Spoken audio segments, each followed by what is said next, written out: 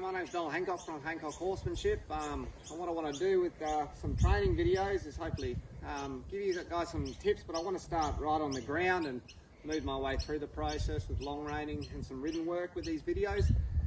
First, I'd like to say this is just the way I do things. I do not push these exercises or these programs on people. If it doesn't work for you, don't do it. That's sort of my theory on the whole gist of it.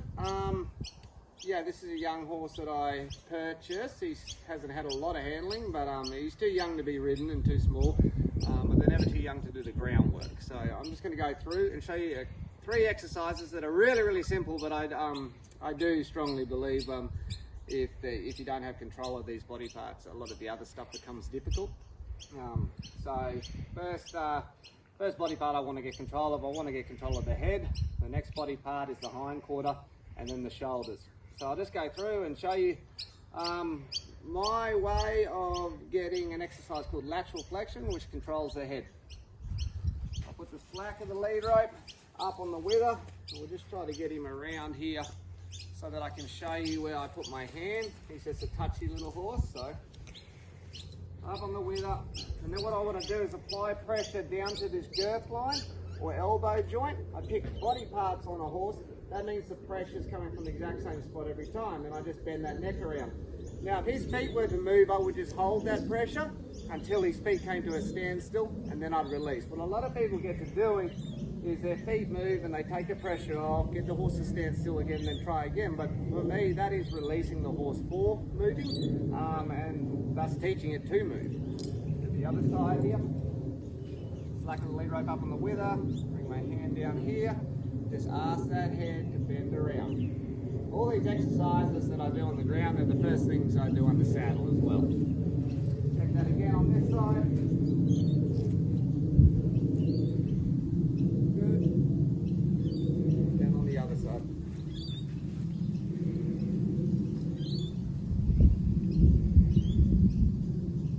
Good. Alright, moving on from there. The next part of the body I want to get control of, it's the motor in the horse or the engine. It's disengaging the hind quarter or releasing the hind quarter. That's taking power away from the horse. You have to teach the horse to engage the hind quarter as well, but this one's just disengaging. For this, I use this stick here. It's an extension of my arm. Basically, it's there for me to do a little bit less work. I'm going to hold the horse up short on this lead rope here because I want to isolate the hind end from the front end. Obviously the front end has to move, it is part of the horse, but really what I'm trying to get to do most of the work is that hind end. I really want it to swing around. That inside hind foot stepping up and across the outside hind foot, and he's not to push on my hand, he's not to come past me or try to push past me. I want him to stay soft through the halter as well. So I point this stick where I want to create pressure, and I'm just moving that hind end around. Those steps, stop, pat, then ask again, push that hind end. And what I want to see is a lot of lateral bends start to come through his body, which means the rib cage is starting to get soft, the shoulders picking up, and that hind end is just swinging around. Good boy. And he stays soft through my hand. He's not trying to barge past me or anything like that. Other side, wanting to change the bend, pick his rib cage up. Not quite stepping up there enough for me. Inside leg, stepping up and across. And he gives me a bit like that. Good boy. Push him around again. Inside leg, stepping up and across. Goes to slow down there, create a little pressure.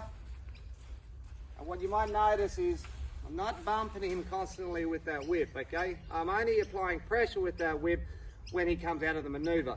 I believe a horse needs to find release in the maneuver. That's what keeps him in there. So while ever he's doing the maneuver, I just follow him with that whip. I don't touch him. I only ever touch him with the whip when he falls out of it. All right. The next part of the body, it's the steering in a horse. It's the shoulders. I want to get control of the shoulders too.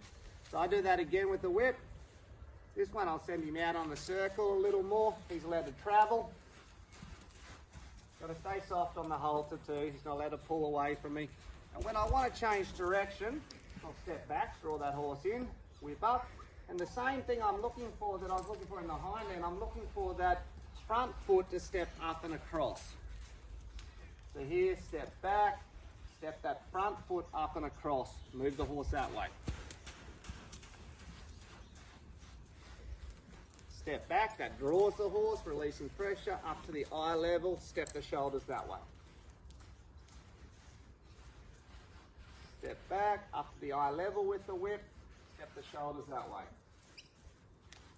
I want the horse to stop, lower the whip, step back and draw. Good boy. So 3 really simple ground control exercises, but I do believe they're absolutely essential to excelling your horse into the other elements of its training.